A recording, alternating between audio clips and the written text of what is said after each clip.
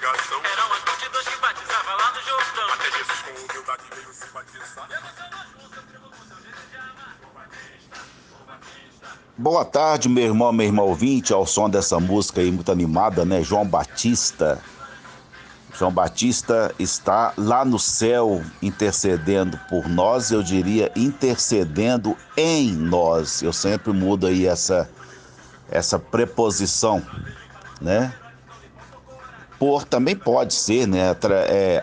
Por nós, através de nós, nesse sentido também, né? Porque realmente João Batista está no céu. Céu aí no sentido de estar num plano mais alto espiritual, né? De ter desempenhado uma grande causa, de ter nascido, vivido, pregado, testemunhado o profetismo. Então, quem vive assim, claro, está no mais alto, não em altura de quilométrica e para cima, mas em altura de importância. Por isso que a gente fala que no céu, do céu, vem a nossa força, porque não vem de baixo, não vem das baixarias, né? Vem do céu. É importante a gente saber quem está realmente no céu, né? Sobretudo agora, nesse tempo de tantas baixarias, é bom a gente ter esse discernimento. É perigoso? É, mas é preciso. João Batista pagou com a vida, isso nós vamos ver agora. Acolhendo a todos vocês em nome do Pai, do Filho e do Espírito Santo, a graça de nosso Senhor Jesus Cristo, o amor do Pai, a comunhão do Espírito Santo estejam com todos vocês. Vamos então fazer o nosso momento de acolhida, né? De silêncio interior, para acolhermos o Evangelho de hoje e com sua respectiva reflexão.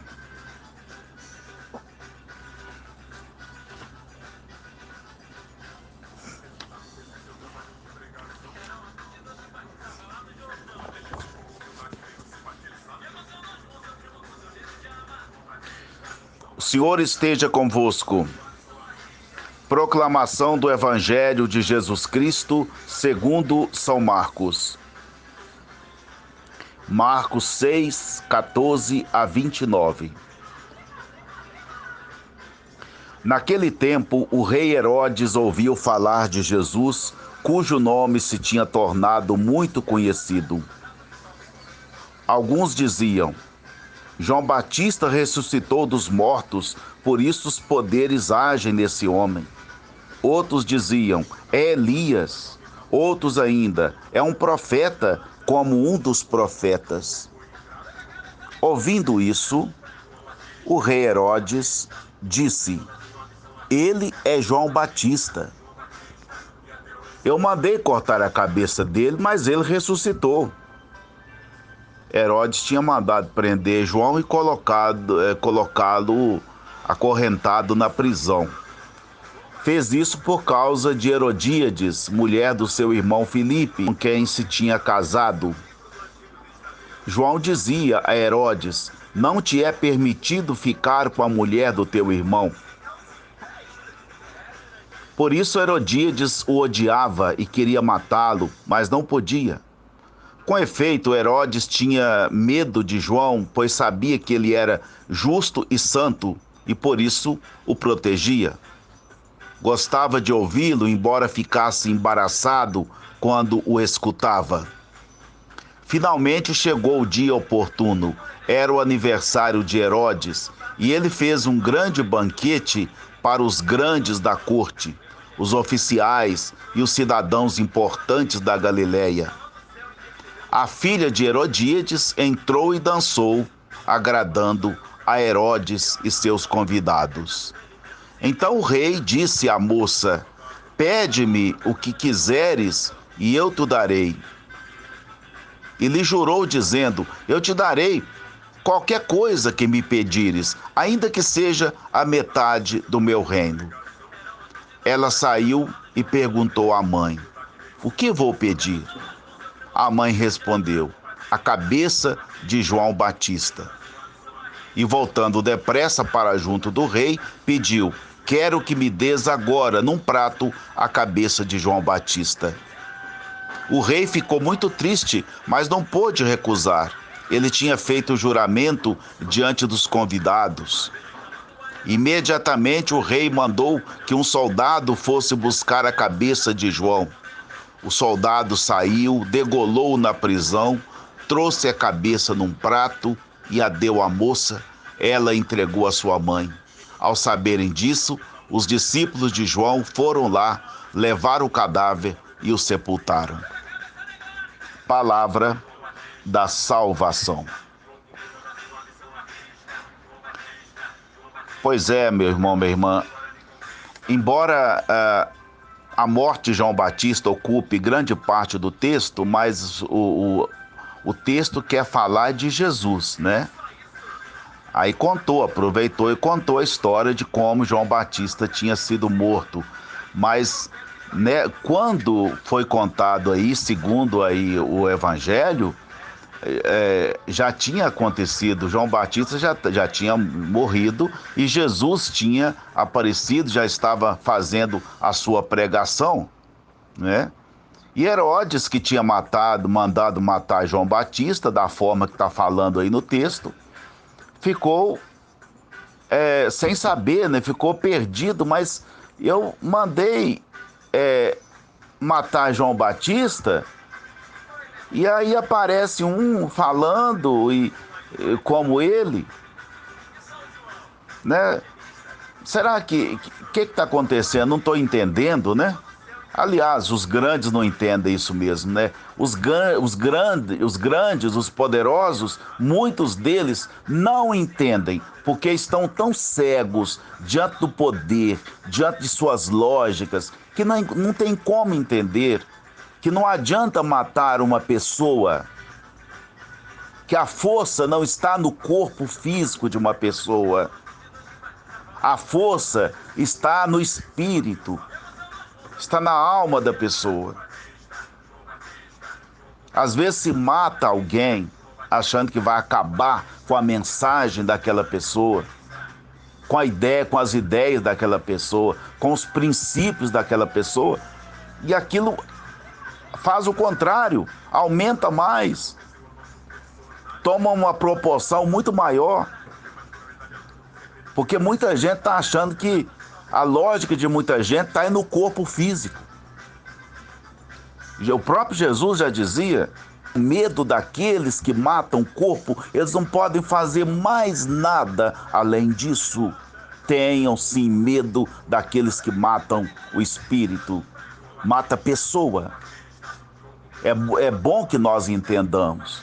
Matar um corpo é uma coisa, matar uma pessoa é outra. Não é? E nós sabemos disso. Eu não estou falando aqui porque eu sou padre, porque vem com esses discursozinhos aí que não tem nada a ver. Todo mundo sabe disso, gente. Nós vivemos hoje mergulhados em exemplos, tudo, a vida, os testemunhos de quem já passou por esse mundo continuam. Os nomes são lembrados, as obras são recuperadas, as obras, enfim, elas são perpetuadas. Não é à toa que a gente convive o tempo todo aí com os mortos. A gente não sabe a realidade dos mortos, que não são mortos. A gente fala morto porque matou o corpo, mas a realidade dos falecidos, a vida dos falecidos, né, vamos dizer assim, parece até uma contradição dizer isso, né? A vida dos falecidos está mais viva do que a vida de muitos vivos. Eu sempre falo isso aí, não é? Tem gente que está assim, totalmente ativo no mundo da cultura, no mundo do esporte, no mundo da fé, da religião, no mundo social, né? A gente vê nome deles nas ruas, nos bairros, a gente vê, entra numa livraria, tá vendo lá os livros deles sendo multiplicados, gente procurando e não sei o quê, e procurando memória, e procurando biografia e tudo mais. Então tá vendo? Não acaba tudo lá no cemitério, não é? As pessoas não acreditam às vezes nisso, é porque muita gente fantasia muito a vida depois dessa vida física, né? Coloca um tanto de fantasia, é claro que muita gente não vai acreditar nisso. Mas se você pensa nessa ótica, é capaz de refletir, as pessoas não são extintas, porque o corpo foi morto, né? Então, assim, sobretudo as pessoas aí dentro do campo da fé, não tem como, gente, morrer um profeta. Por isso que o sangue dos mártires, eles são cada vez mais adubo, digamos assim, para o crescimento da fé e da igreja. Né? Hoje nós estamos celebrando uma Marte, né? Nós estamos celebrando Santa Águida. Santa Águida, ela nasceu na Itália, ela foi consagrada a Cristo pelo voto de virgindade. Claro, é uma das maneiras de consagrar, cada um consagra do jeito que quiser, né? Ela, na época, consagrou pelo voto de virgindade, ainda muito jovem, sofreu o martírio, imperador Décio, né? E aí vai dentro do que nós já conhecemos, né? A pessoa foi obrigada, talvez, a fazer alguma coisa fora daquilo que a fé exigia, né? Dos propósitos da fé dela, e a pessoa, claro, negou e foi morta. Então, sim, cada pessoa que é morta pela fé, é a fé fortalecendo-se cada vez mais. Mas Herodes não entendia isso. Os poderosos de hoje também não entendem isso. Né? Isso é coisa de quem tem mística, é coisa de profetismo, não é coisa de quem só valoriza o ser humano pelo bolso, pelo lucro. É outra ótica, os grandes não entendem isso mesmo, não. Mas a proposta do evangelista Marcos aqui é colocar, instigar ainda, né, a resposta da pergunta: quem é Jesus? Estão vendo aí que é Marcos 6, lá no capítulo 8, que vai ter essa resposta clara na resposta de Pedro, né? Tu és o Messias. Mas quem é Jesus? Quem é esse homem? Quem é esse homem que eu estou vendo falar dele? Eu não matei João Batista, mas quem é esse? Ele voltou. Né? João Batista não voltou nada, mas estava presente. Estava presente. Jesus acampava em si, reunia em si todo o profetismo de João Batista e o profetismo dos outros profetas que vieram antes. Jesus, então, ele toma para si todo esse profetismo, se transformando para nós cristãos, um único e definitivo profeta. Ontem nós falamos, né, do envio dos 12 discípulos, e agora, ao falarmos da morte de João, estamos mostrando, né, não sou eu, mas o próprio Evangelho, o ambiente em que aconteceu aquele envio. É isso, né? Ambiente de perseguição. Era no tempo de hoje, era naquele tempo e continua sendo no tempo de hoje, não é? Quem é esse homem? Foi tão marcante aquele momento da morte de João, que o evangelista gasta grande parte do texto falando de como tinha sido essa morte. Essa morte aconteceu num banquete de aniversário de Herodes, né? É bom que nós saibamos, um pouco antes, vocês vão ler e vão ver por que Herodes foi morto. Por que João Batista foi morto? É porque João Batista, seguidor da lei, né?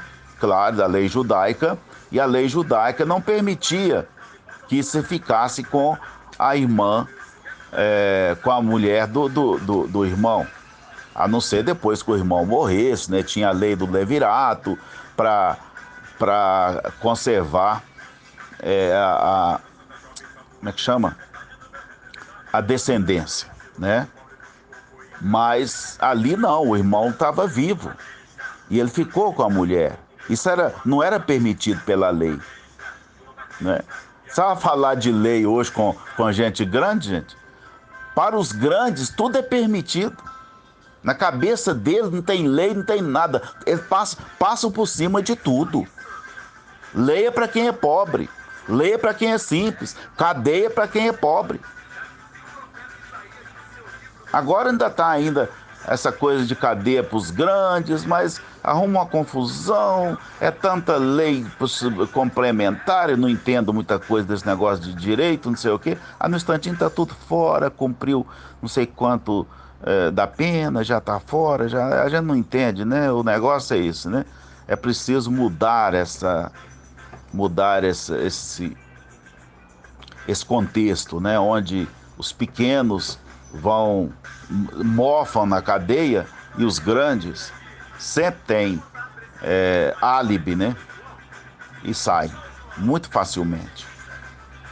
O nome indica, são grandes, né? Grandes para o mundo. Então, por que ele foi preso? Foi preso porque ele criticou, ele reprovou essa atitude de Herodes de ficar com a mulher, Herodíades, com a mulher do irmão, Filipe. Não é permitido isso. Só o profeta tem essa coragem de falar com um grande, né? Não é permitido.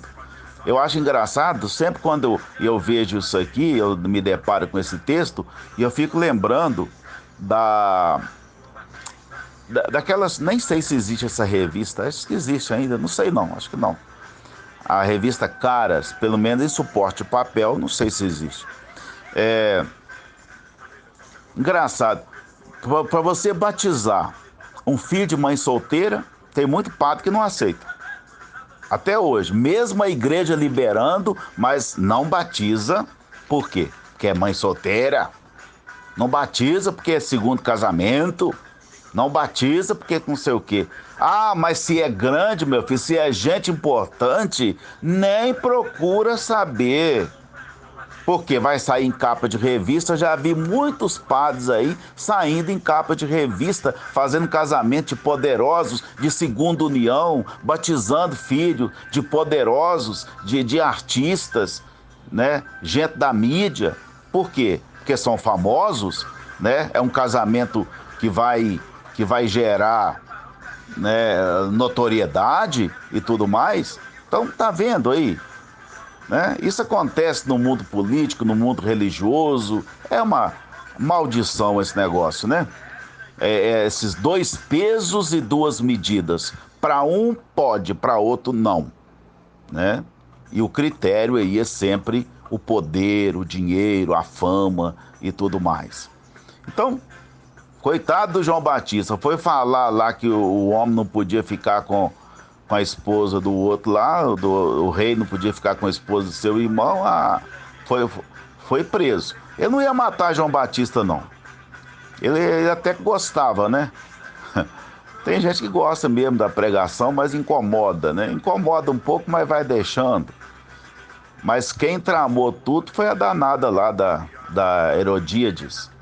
Ela ficou com tanta raiva do João Batista que na festa de aniversário, a filha dela, a Salomé, dançou lá, o rei gostou, né? Festa dos grandes, né? Tudo vira... hoje, não sei, na época era vinho. Hoje tudo vira cervejado, tudo acaba em pizza, né? Muito bem. Aí tá lá, fazendo festa, aquela coisa toda. E Ele ficou entusiasmado com a filha da mulher que dançou. Já vai ver que estava de olho nela já, né? Já não chegava a bagunça que tinha causado com a mãe, mas já estava de olho na filha. Aí a filha dançou, ele começou a fazer nhanhanhé, pois é, mas eu gostei muito de sua dança. O que você quer de mim? Você pode pedir o que você quiser. Tudo eu vou te dar. Tá vendo?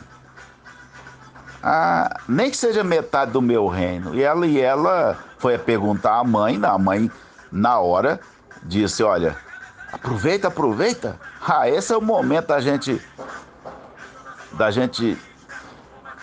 descontar aquilo, né?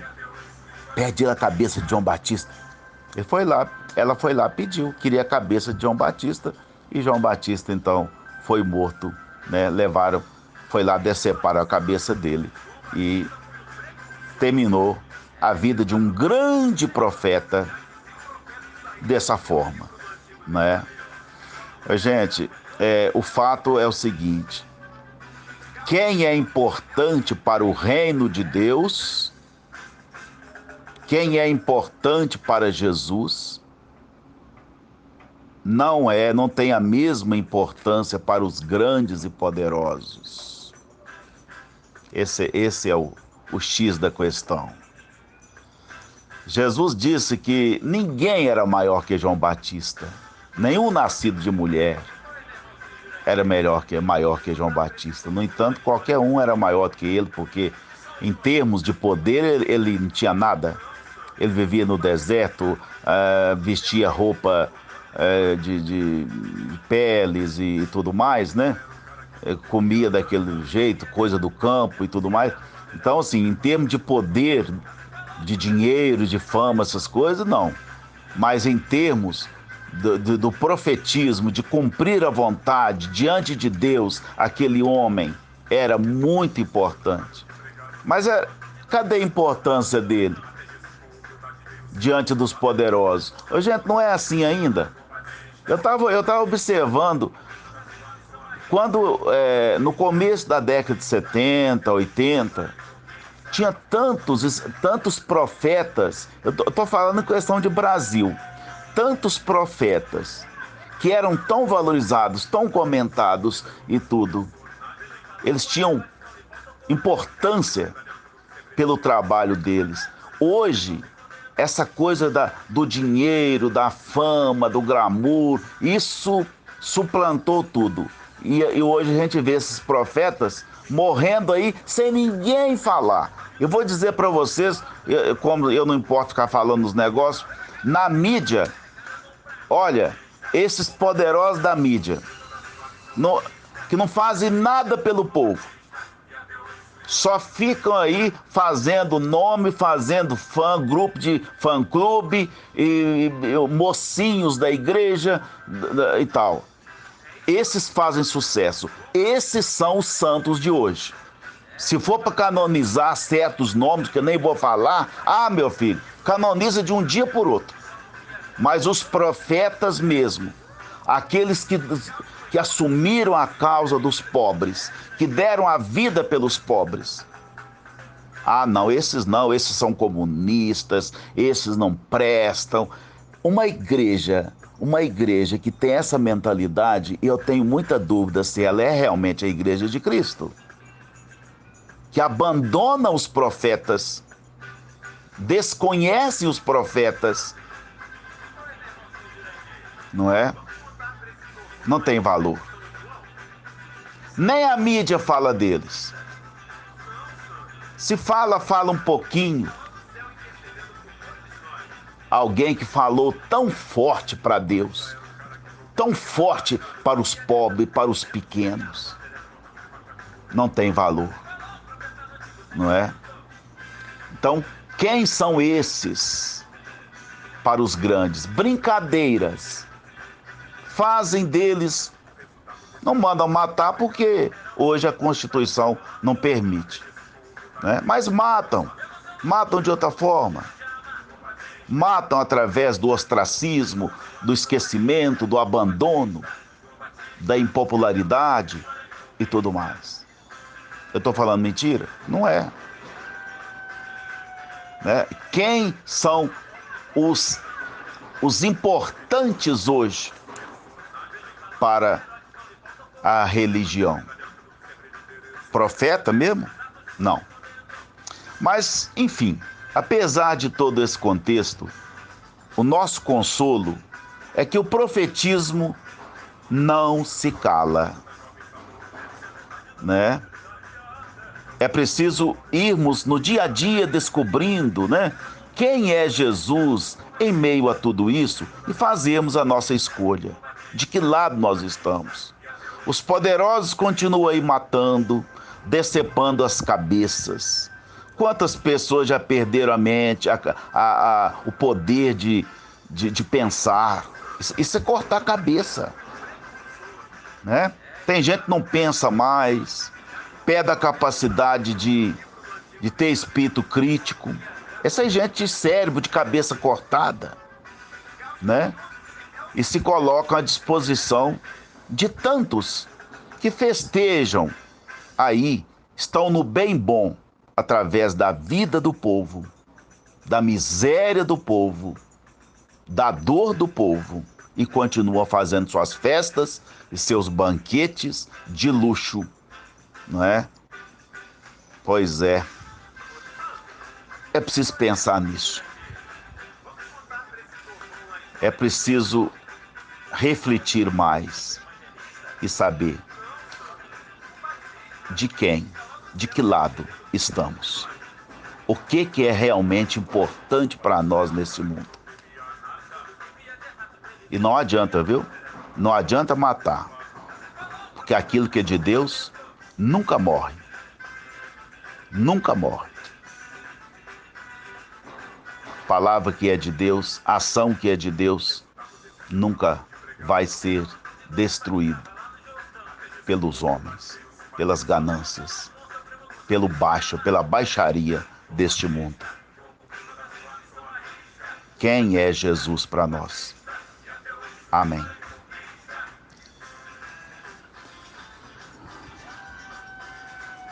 Meus irmãos, vamos nos colocar diante da misericórdia, do amor de Deus.